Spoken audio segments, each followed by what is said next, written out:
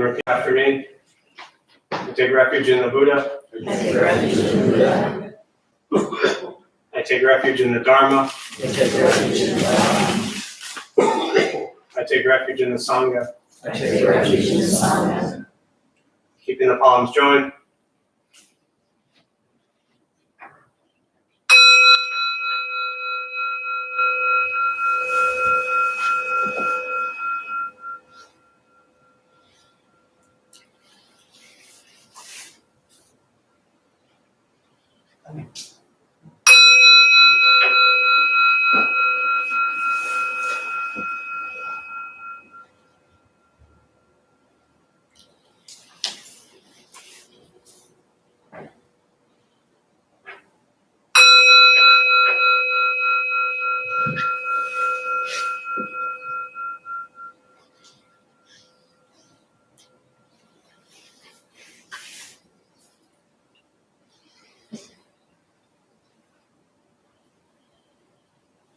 Put palms down.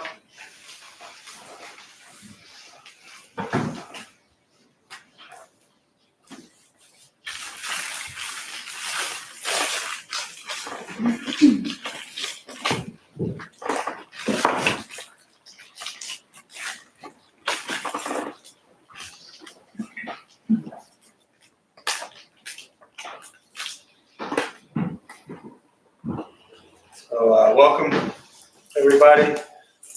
Good to see you all. Anyone here for the first time? Anyone want to share why they're here for the first time? I mean, I already saw your hand, so I can pick on you. I want to learn meditation. I had a psychic reading, and my psychic said that I should have done this a long time ago. I've been in recovery for almost 5 years, and I need something that calms me down. Yeah, You get to be more spiritual, because just too much goes on. sure. Well, welcome. You're in a room filled with nothing but calm people, so that'll help. What else here for the first time? Yeah. These guys said there would be pizza. No, but seriously. Yeah. There usually is, so you came on the wrong night. Seriously, I'm at a point right now where I'm on a new journey. Yeah. And I want to find a center, and I know this is where I can find it. Nice. Well, welcome. Glad you're here. Thank you. Anyone else here for the first time want to share why? Yeah. I've had a lot going on within the last couple of years, a lot of loss. And the current practice that I have, I've been feeling very disconnected to. And I wanted to get more into meditation. It was recommended to me by my therapist to do mindfulness. And so I wanted to learn more. Beautiful. Well, welcome. Yeah. Yeah, my common thing I say is half the people here were referred by our therapist, and the other half here are actual therapists. So I'm actually kind of both. You're kind of both. Yeah. There you go. I never match you all together, though. That would be a bad idea. But yeah, so glad you're all here. We'll start with a meditation practice. A couple things to tell you before we begin. Nothing's going to happen to you. Okay, especially if you're new, it's important to understand that you're not going to float away. You won't have any mystical, magical experiences. Anyone's mind race all day long, just thinking and thinking and thinking, okay? This isn't going to shut off your racing mind. Don't judge your practice. We need to ask yourself, is this working? Is this not working? Am I doing it right? Am I doing it wrong? We're just going to sit. We're going to breathe, okay? You won't think nothing. Often people think meditation is about thinking nothing or going blank or stopping your mind. You end up sitting there telling yourself, think nothing, think nothing, think nothing, and that's a waste of time. Let's get up and go do something. Don't judge your practice. What I mean by that is don't ask yourself, is this working? Am I doing it right? Am I doing it wrong? We judge things all day long. What we look like, what we wear, what we eat. We're constantly in these judgment modes. And this practice is learning to go beyond judgment and just abide in sensation and breath, okay? Sounds, you'll hear them. This is life.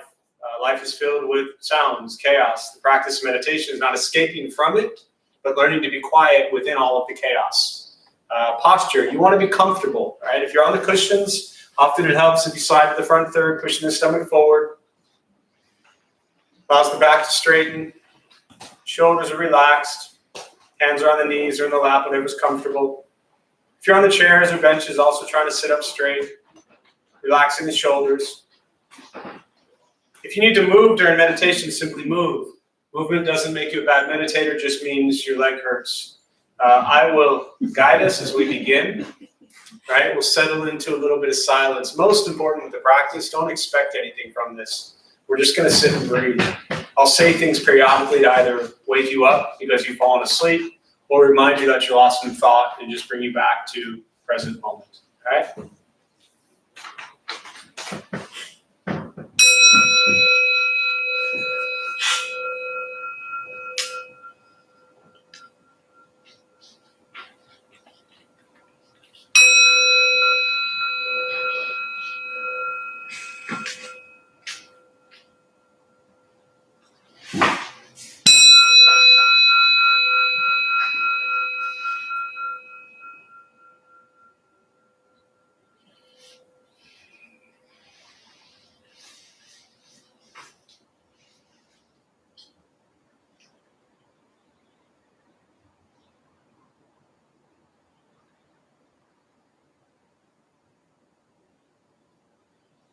And starting with the eyes closed if comfortable, or slightly open. Mouth open or closed. We'll start with taking 3 deep breaths, slowly.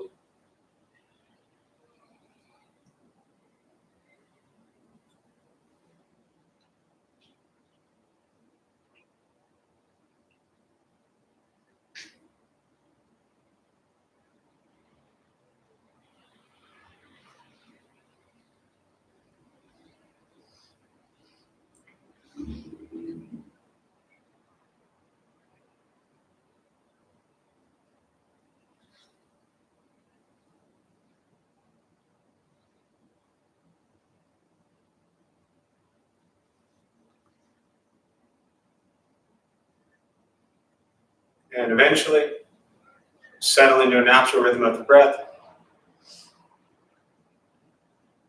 Knowing throughout the practice, you'll hear sounds. These are not distractions, not disruptions. Simply what's happening around us as we sit.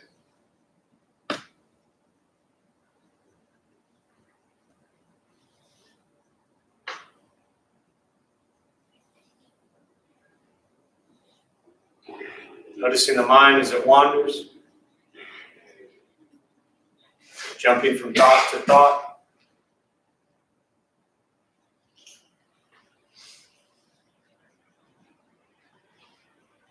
Gently guide the attention, focus to the stomach or chest.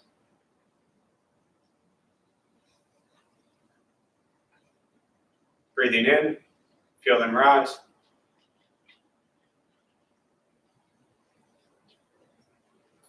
Breathing out, they fall.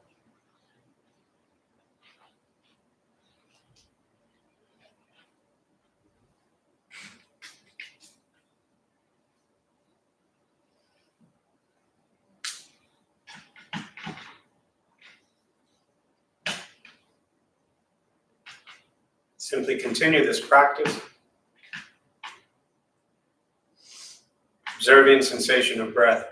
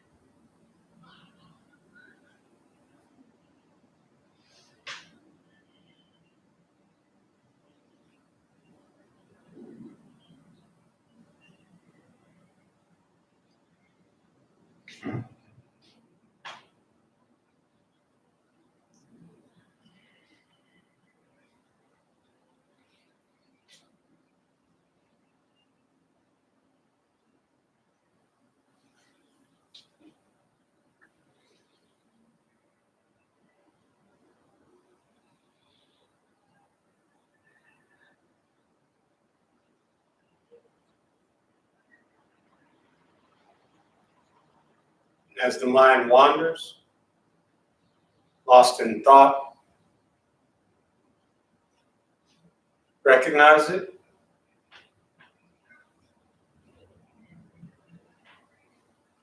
Release that thought.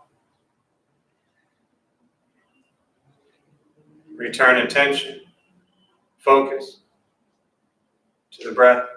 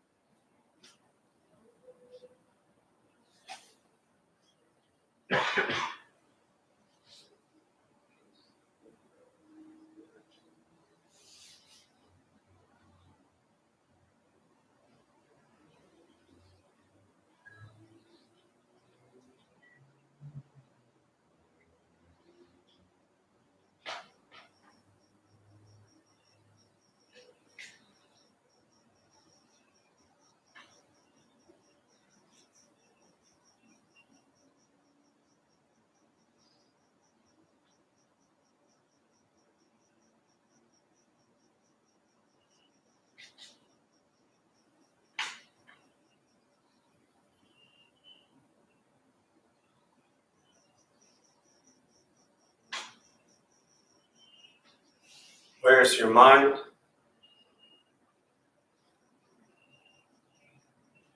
Lost in thought.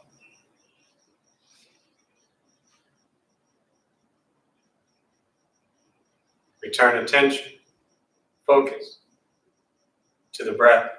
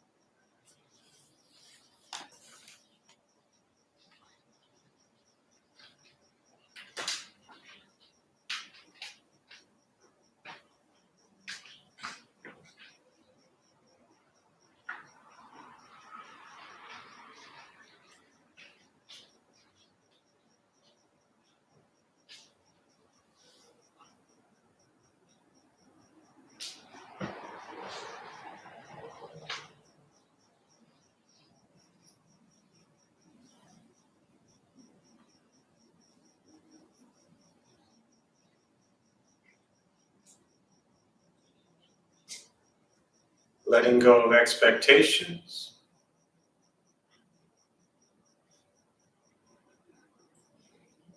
letting go of judgment from the practice, just sitting, breathing.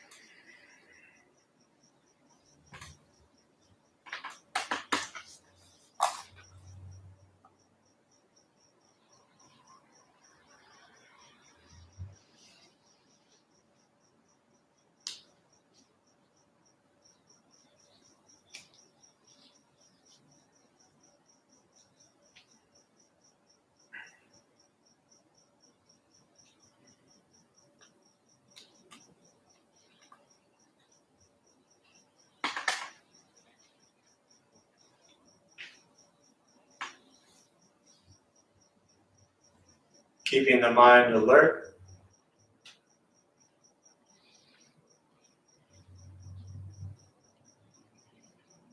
aware of each sound,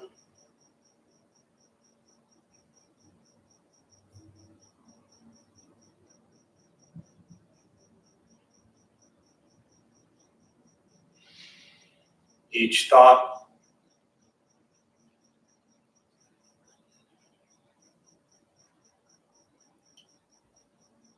each physical sensation.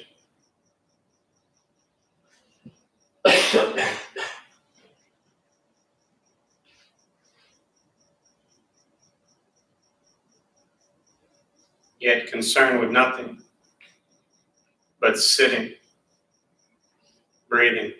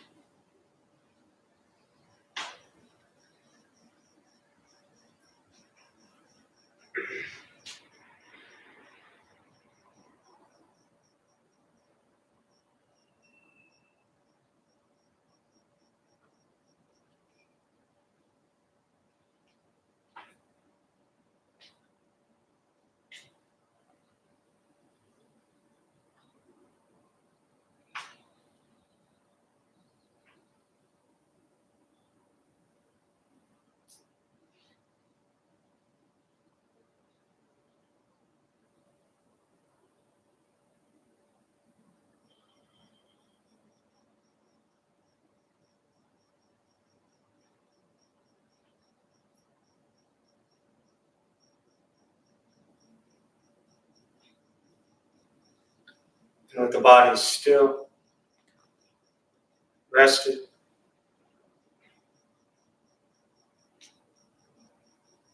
the speech quiet, aware of all sounds,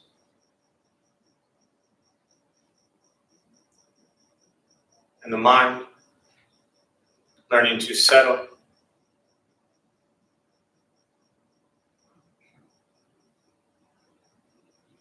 Know what it's like to just sit and breathe.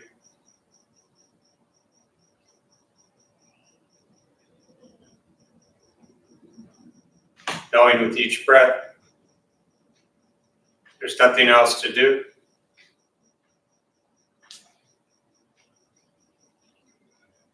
Nowhere else to go.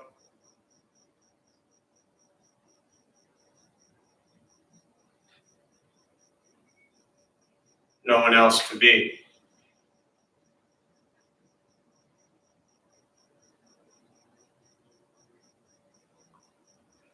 Everything beautiful, exactly as it is. Sitting, breathing.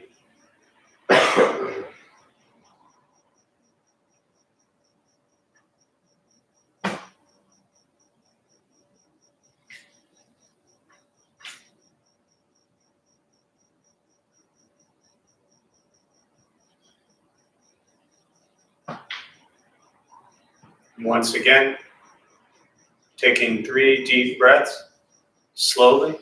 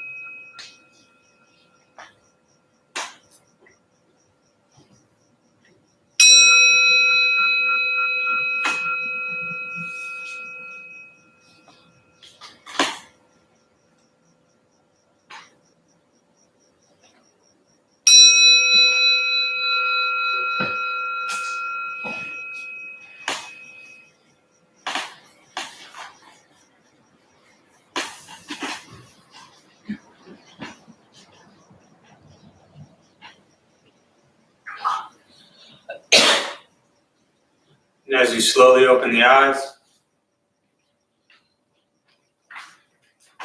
slowly begin to move. Most important, with the practice of meditation, is to recognize how you feel now, immediately after. Compare that to how you typically feel throughout your day. Recognize the difference, if there is one. Ask yourselves how you prefer to feel every day for the rest of your life. And realize however you feel now, it's quiet, calm, still, or a busy mind, racing mind, whatever you're sitting with at this moment, has nothing to do with anything I said. It's nothing to do with how you sit, hold the hands, or cross the legs. It's nothing to do with the sounds around us or anything else for that matter. It's everything to do with your own mind and your own mind's reaction to an external condition. This is what the Buddha called pratitya samuppada, means dependent origination. This is the basis of the Buddha's awakening. The word Buddha simply means awakened. He's a human being, no different than anyone in this room, who began to understand why he suffered. Why you got angry, sad, depressed, stressed, anxious. You began to understand the causal relationship of all phenomena. And what that means, very simply, for all of us in this room, regardless of where you come from or what you believe in or where you think you're going, your whole life is filled with things that happen. You react. More stuff happens, more reactions. It's what we get every day. The practice of meditation is learning what it's like to respond to something quietly, peacefully, still. Because for most of us, the way you responded to the last 20 minutes is quite different from how you respond to everything else that's happening throughout your day. So all you're working on is closing the gap to where the way you feel now is closer to how you feel always. Just as driven, motivated, productive, successful, whatever that means to you in your respective lives. But with a mind that's steady, clear, focused, distracted by nothing, disturbed by no one. This is not an easy practice. This is not necessarily a fun practice. Meditation is not the escape as often people think it is. Often people tell you come to meditation so you can kind of escape and set everything down for a while. It's actually setting nothing down. It's just looking at things very honestly and very openly and in a very real manner that maybe you haven't looked at it before. Meditation is direct perception into the present moment. It's not escaping from the present moment, which technically is impossible anyways. It's learning to be with things as they are. And sometimes the way things aren't so wonderful. And sometimes they're incredibly beautiful. Sometimes they're challenging. Sometimes they're very simple. But learning to be with things as they are is extremely important. We often want to try to change, fix, control, manipulate everything and everyone around us. And that's where we spend so much of our time. Hoping they do this, hoping they do that, wishing they would do this, wishing they would do that. So much time trying to control everything and everyone around us. This practice is learning to control your mind and your reaction to the world around you. And with that, life gets a little simpler. Meditation is free. Buddhist practice is free. Sitting, breathing, learning to be kind to yourself and everybody else you encounter every moment of your life. And that's why it's difficult. You just have to be nice to yourself and everybody else. Sounds so simple. But if we lived that way our whole lives, none of us would be sitting here right now, including myself. I try not to complicate this practice. The only thing I want to touch on briefly, and then I'll open up to questions, is the Buddhist teachings on what's called the 6 paramitas, the 6 perfections. And it doesn't mean to be perfect, it just means to work on things. And the 6 perfections of paramitas are generosity, morality, patience, diligence, concentration, wisdom. Generosity, morality, patience, diligence, concentration, wisdom. 6 words we're all familiar with. And these are the practices that the Buddha taught on how to go from a world of dukkha, suffering, struggle, angst, discomfort, anxiety, sadness, depression, into a world of happiness, peacefulness, bliss, joy, feeling settled, whatever that is to you. And so the one I want to touch on briefly is diligence, because it's very often the one that really gets in the way with your meditation practice, your spiritual practice, or whatever you want to call it. And in fact, very often we think that if we're diligent in our meditation or Buddhist practice, that everything in our life is going to be okay. It's not the case. If you're in a relationship and it's miserable, being a diligent meditator doesn't change your relationship. If you have a job you're struggling with or financial troubles, being a diligent meditator doesn't change that. If you don't like some practice or study or traffic or grocery store line that you're in, all the meditation in the world won't change that. So the practice of diligence means to apply right effort and diligence into everything that you're doing. And in fact, if you begin to recognize that It is very often our lack of effort, our lack of diligence. Some call it lazy. I don't want to put any words in your mouth, but it is very often those behaviors, lack of effort, lack of diligence, laziness in every area of our lives that actually led us to here to begin with. The effort has to be in what you're already doing. Whatever your job is, whatever your relationship is, whatever your career, school, traffic jam, all the common examples I always use, grocery store lines, Starbucks lines, the person making your latte that didn't do it properly. If you bring diligence into all of those situations, you'll struggle less because you're putting in a proper effort to make things work in your life. But very often we find conflict in our life and we want to run from it. We find trauma in our life, we want to run from it. We find difficulties in our life, we want to run from it. And somebody says, go meditate. It'll fix things. No, it won't. You feel about 1 million times slower right now than you did when you walked in here, huh? I've seen thousands of faces like yours. It's the same face on everybody else's face. But your whole world, it's like I would say it's like a car going 100 miles an hour and then you slam on the brakes. It's a little bit of a jarring effect, right? But you look like, and I'm not into like this, whatever, but you look like a completely different person than you did 20 minutes ago when I said, why are you all here?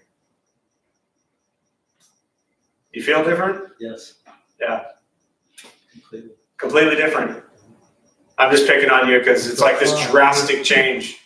You don't even look like the same person you were 20 minutes ago. How do you feel right about now? Very calm. When was the last time you felt that calm? When I used drugs, probably. When you used drugs? Yeah. This is cheaper. And that was 5 years ago. That was 5 years ago. This is cheaper, healthier, right? All that stuff. Now here's the thing, right? So however we feel, if it's calm, if it's relaxed, if it's peaceful, here's the bad news, and I hate to jump to bad news so quickly. How long do you think this feeling of being calm is going to last? Until I drive home. Until you drive home. You're making this really easy for me, right? Because when you go outside and you start driving home, that traffic out there, the cars out there, they don't care that you finished your meditation. They didn't finish theirs, and they're going 100 miles an hour, and if you're not careful, they will run you over. So if you just did all this nice, quiet, peaceful, meditative stuff, and all of a sudden someone cuts you off and you're doing what you might normally do when they cut you off, what good was this practice? You see where I'm going with this? We don't practice meditation to be good at meditation. We practice meditation so when we go into our lives and we're faced with all the difficulties and challenges and chaos, that's where we can be calm and quiet and peaceful. Because it's in those moments that we're not calm and quiet and peaceful that creates the trauma and struggle in our lives that led us here to begin with.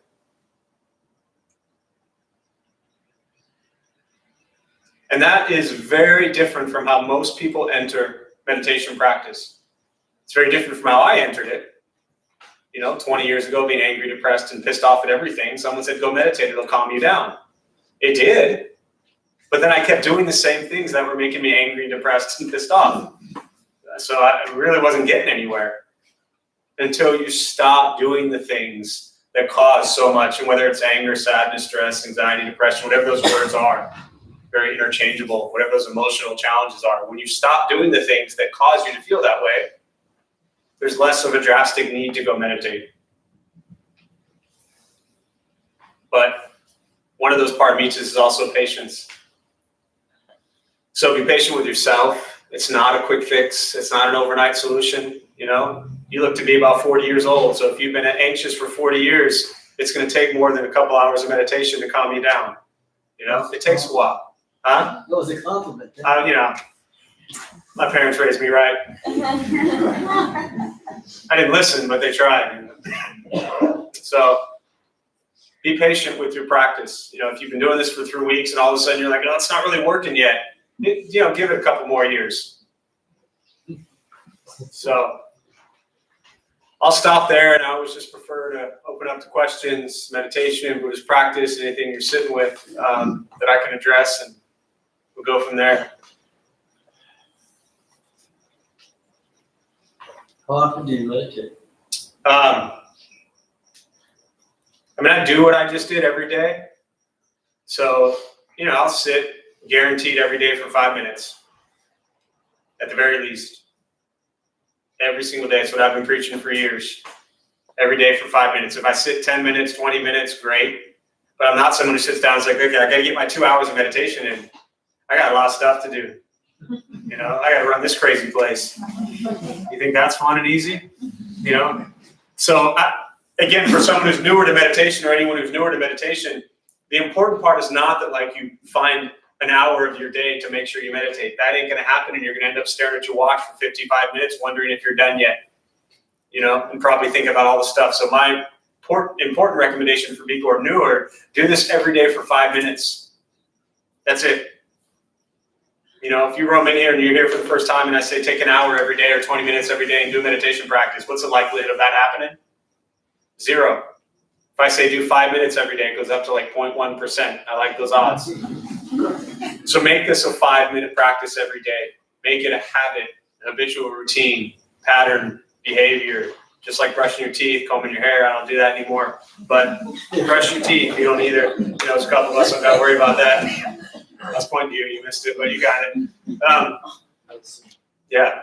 It's just like brushing your teeth. A habit, 5 minutes every day. If you want to sit longer, great. If you sit 10 minutes, 20 minutes, it's not bad. If you sit for an hour, it's not wrong. But don't set those goals. Don't think, okay, I did 5 minutes today, tomorrow's going to be 8 minutes. Every day, 5 minutes. Yeah. Or is there any chanting? Like here? Yeah. Or just in general? Yeah, just in general. Yeah, I mean, there's, so the question being here was, is there any chanting? The easiest way, I think, to sum that up is, Buddhism's been around 2,500 years. And the Buddha was from India. He died, 100 years later, goes south, Thailand, Laos, Vietnam, Cambodia. 500-600 years later, goes to north, China, Japan, Korea. 1,000 years after he died, goes to Tibet. 100 plus years ago, it makes its way into the US, Europe, Canada, the Western world. And so with Buddhism being spread for 2,500 years, you have cultures that practice Buddhism very differently. And within Buddhist traditions, most of them chant. Tibetan Buddhist chanting is really loud and colorful and fun and lots of instruments and bells and whistles. I come from a Taiwanese Buddhist background, very beautiful. To me, listening to a group of Taiwanese nuns chant is one of the most beautiful things I've ever heard in my entire life. And so most cultural Buddhist temples, absolutely, they will chant. When we started the Dharma Bum Temple, we started it because we wanted a place that didn't chant, didn't wear robes, didn't bow, didn't do a bunch of rituals and form and, in Zen they call it form. All that stuff that most Western people aren't into. If y'all walked in here and I handed you a rope at the door and told you all to bow and chant and light incense and say a bunch of stuff in some other language, how many of you would be coming back tomorrow? About 3 of you. And for those 3, it's wonderful. I love chanting. And there are Japanese, Taiwanese, Chinese, Tibetan Buddhist temples, and they'll all chant and go and get, and I encourage you to check out cultural temples. Really beautiful practice. Now all their chanting is what's called sutras, which is the words of the Buddha. To us, it sounds like some peaceful escape, like some spa music or something like that. To them, it's actually Buddhist teachings. So our Western approach, language approach, I should say, if we don't understand that language, chanting is something to get lost with. To them, it's not. It's actual words of the Buddha. So chanting is beautiful, but we don't really do it here. Yeah.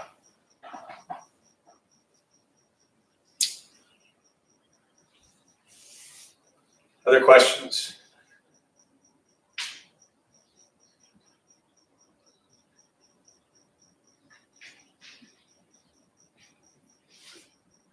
So around discipline, it seems like it's like a chicken and an egg thing. Ah. So like you need discipline to practice, but practicing helps you form discipline. Correct. Yes, that's very true. Yeah, the comment was around the practice of discipline or diligence, effort, any of those, they're all very similar. It really helps your practice, but the practice of meditation also helps you cultivate discipline. And so I think that, they go hand in hand. Even if you look at the paramitas, generosity, morality, patience, diligence, concentration, wisdom, concentration being the meditation practice. right? Diligence being the effort, being the discipline. I think most important is to recognize in one's life where maybe you lack, say, discipline or, the diligence or effort, where maybe you lack a concentration meditative practice, where maybe you lack generosity practice, right?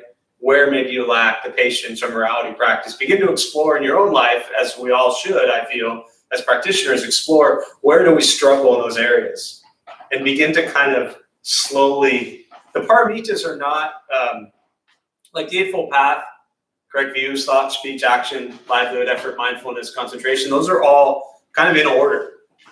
But the paramitas, you can practice all of them at any point in time. They don't have to be in order. So you'll find that, yes, they do feed off of each other.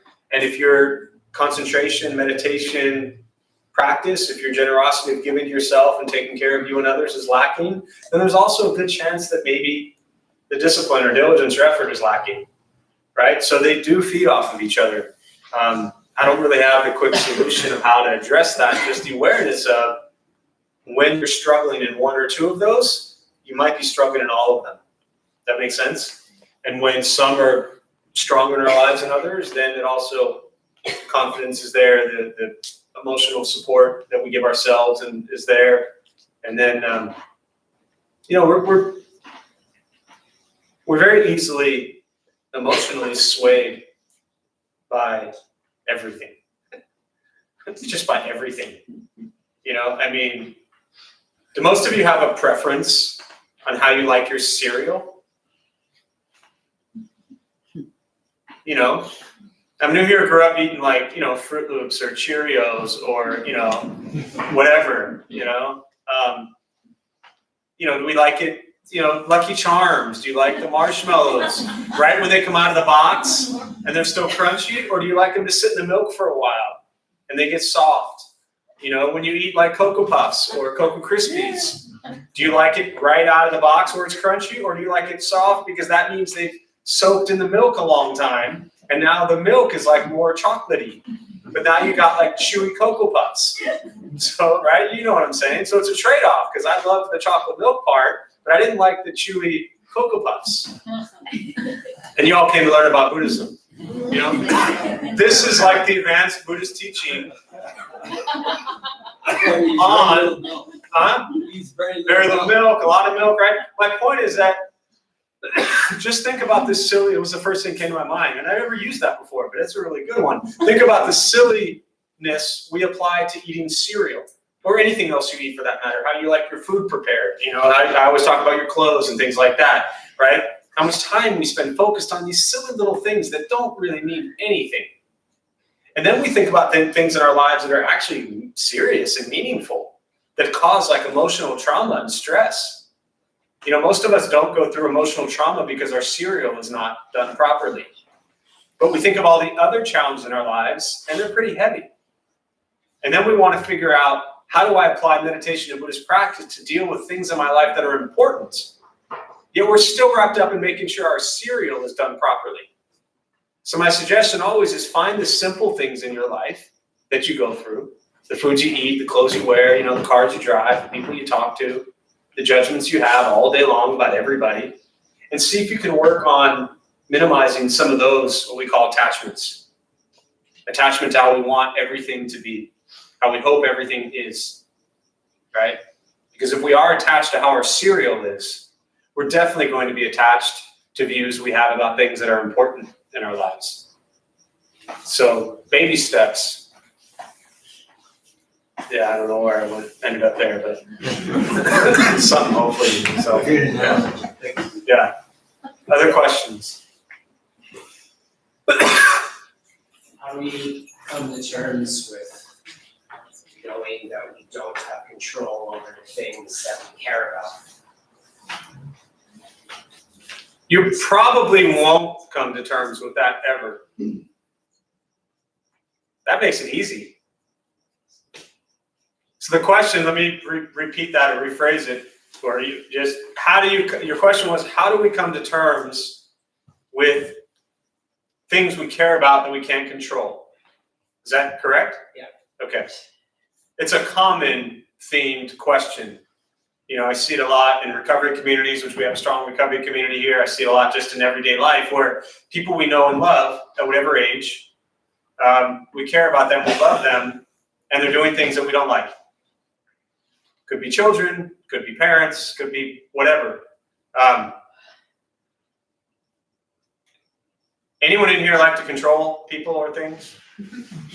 First is in your hand is highest, right? The one who asked the question. So it starts there. Again, I'm definitely not going to answer your question, and I think my first response was the best, that you're not going to.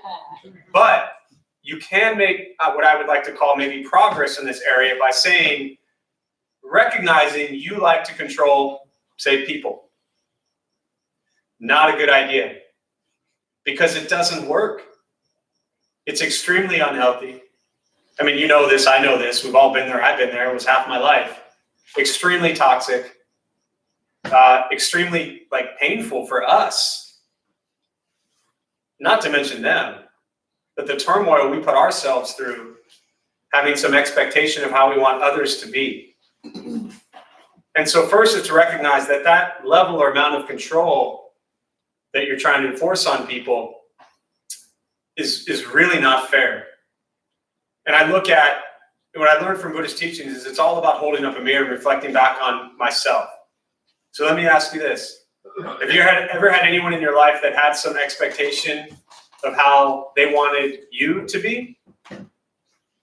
How did that feel? That's good. Not so good. It sucks when people have expectations of us and we love them and we care about them and we want to live up to them. And we even try to live up to them. And we just fail over and over and over again. And then we feel defeated, we feel destroyed, we feel miserable. And we're actually trying. Have you been there? Yeah. Yeah.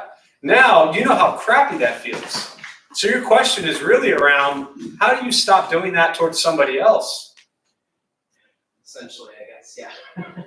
And so the challenge is always, as soon as you start to recognize that you're trying to control somebody else, stop for a minute and reflect on what that was like when somebody tried to do that to you. Right? There's a lot of talk in Buddhism about having empathy, compassion, sympathetic joy, being joyful for others. But really, to your question, kind of understanding that the letting go of control is really difficult. But part of it is beginning to understand that every human being has their own journey. Just like you have yours, they have theirs. And to appreciate people's journeys. Often people say, how do I get somebody else into meditation, right? Other than promising them pizza, which I appreciated that to get them here. It's really hard to get other people into this stuff. Because, so you've been at meditation or exploring this practice for how long? This is my first time. First time ever, right? So if somebody came up to you, say 3 months ago, what's your name? Daniel, and said, Daniel, you need to go meditate. How would you have probably responded to them 3 months ago? Whoever said, yeah, I'll get to it. I'll get to it, I've been saying So for for years. And you finally, for whatever reason, showed up tonight and said, okay, I'm going to try this. So you reached a place in your life where you felt you needed to do this. Everybody else is on their own journey also. There's also this simple reality, which is, as much as you like to think you can't control anyone. So give up. No matter how much, and even if it's with the best intention, which I'm guessing it might be, right? Like you love someone and you see them suffering and you want to help them and your intention is really beautiful and pure. You can only do it for so long without, before you recognize they got to make their own choices. And part of that, swallowing the pride, the ego, the Buddha taught that we suffer so much because of our pride and our ego. And we're so attached. And part of that pride and ego is thinking that we understand and know what's best for others. And that'll make us miserable. I could talk for 15 years on this topic because I did it for twice that. Not fun. Yeah. So, yeah, for sure. Other thoughts, questions?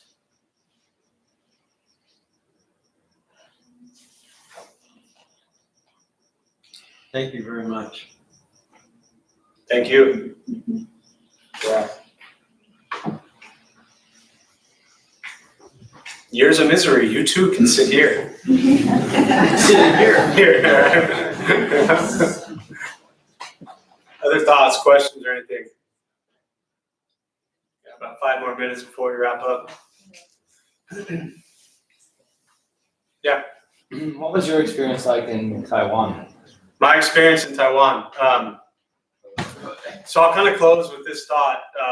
As I shared with you earlier, or maybe Chad shared with you, I spent 11 months in a Buddhist monastery in Taiwan. I wasn't a monk. I'm not a monk. Never been a monk. I'd be a bad monk. I'm too stubborn. But I lived in an environment. The monastery itself was, even at that time, it's much larger now. But even at that time, during Lunar New Year, it would sleep 10,000 people. So it was a large monastery. If you showed up in Taiwan, and they ask them what's the top 10 things to go see in Taiwan, they'll tell you to go to this monastery because it's massive and incredible and a beautiful site. So I lived in that, but at the same time, where I was at was the Buddhist college. So I was training with Zen Buddhist monks and living the life that they lived. And so I wore, the gray pants I have on now and a gray shirt that was the same. You got no money, no keys, no phone, no wallet. You're up at 4:30 every morning. You got 15 minutes to, brush your teeth, splash water in your face, put on your robe, and get in line. You're told when to eat, when to sleep, when to bow. It was all in Mandarin, so I understood basically none of it. That was really liberating for me also, because for someone who liked to try to figure everything out, no matter how long they talked to me in Mandarin Chinese, I was never going to understand them.